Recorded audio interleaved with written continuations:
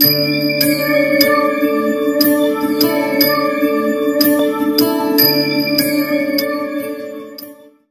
দর্শক বন্ধু, আমি শ্রী সুমন চন্দ্র আপনাদের সকলকে স্বাগত জানাই। আপনারা দেখছেন আপনাদের প্রিয় চ্যানেল স্পিচ অফ অ্যাস্ট্রোলজি। আজকের এই ভিডিওটি অবশ্যই একটি গুরুত্বপূর্ণ ভিডিও। এই ভিডিওটিতে জানবেন মঙ্গল ও রাহুর 18ই মে একই ডিগ্রিতে আসার কারণে অঙ্গারক দোষের প্রভাব আরও জোরালো হচ্ছে, যা 18ই মে থেকে পরের 2 সপ্তাহ অর্থাৎ 31শে মে পর্যন্ত আপনাকে বেশ কিছু নেগেটিভ ফল প্রদান করতে চলেছেন। তো মঙ্গল ও রাহুর অঙ্গারক দোষ সাপেক্ষে মিথুন লগ্ন মিথুন রাশি জেমিনি সাইনের মানুষেরা কীরকম ফলাফল পেতে চলেছেন তা জানার আগে যদি চ্যানেলটিতে নতুন এসে থাকেন বা এখনও সাবস্ক্রাইব করেননি, তারা অবশ্যই চ্যানেলটিকে সাবস্ক্রাইব করে বেল আইকনে প্রেস করে পাশে থাকবেন। কর্ম আপনার যাই হোক না কেন, অর্থাৎ জব বা ব্যবসা আপনি যাই করুন না কেন, এ সময় নিজের অভিব্যক্তি সঠিক রাখার চেষ্টা করবেন। এ সময় কাজের জায়গায় কোনো ভুল মানুষের প্রলোভনে এসে এমন কিছু সিদ্ধান্ত নেবেন না যাতে আপনার ক্ষতি হয়। হয়তো এ সময় এমন আসবে যখন আপনি লয়ালিটির ওপর ভিত্তি করলে কর্মে পিছিয়ে পড়ে থাকবেন।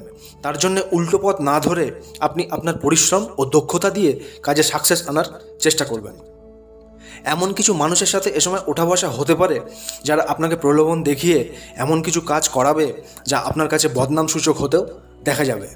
এ সময় প্রতিটা ডিসিশন আপনাকে সঠিকভাবে নিতে হবে, নয়তো কর্মে বড় ধরনের কোনো ঘা আসতে চলেছে বলেই জানবেন। কিছু অফিস পলিটিক্স আসতে পারে, আপনার কালিগসরা আপনাকে বিরূপ ব্যবহার করতে পারে, আপনার নাম যশে বৃদ্ধি হওয়া আটকে যেতে পারে। তাই এ সময় যথেষ্ট লয়াল থাকুন, নিজের লোভকে আপনারা এ সময় বাড়াতে যাবেন না। এই ঝামেলা থেকে বাঁচার রাস্তা আপনি অবশ্যই কিন্তু পাবেন।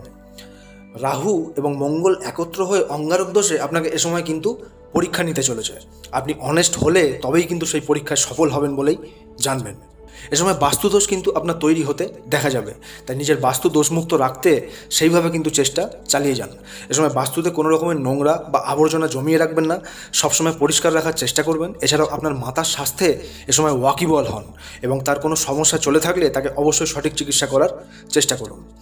তো মিথুনের দর্শক বন্ধু, এ সময় আপনি মঙ্গলের মারকত্ব দূর করতে হনুমানজির সেবা কিন্তু করবেন এবং তার চালিসা অবশ্যই পাঠ করুন। জাতি আপনার যাই হোক না কেন, রাহু শান্তির জন্য এ সময় আপনারা কিছু নিচু শ্রেণীর মানুষদের দান কিংবা ভোজন করাতে পারেন। বাড়িতে প্রতিদিন সন্ধ্যায় ধূনা বা কর্পূর জ্বালবেন। এছাড়াও এ সময় লাল বস্ত্র, গুড় বা গম দান করলে তাতে অবশ্যই আপনার জীবনে এই অঙ্গারক দোষের অশুভ ফলে ঘাটতি হবে এবং সেটা শুভ ফলে কনভার্ট হতেই বাধ্য হবে।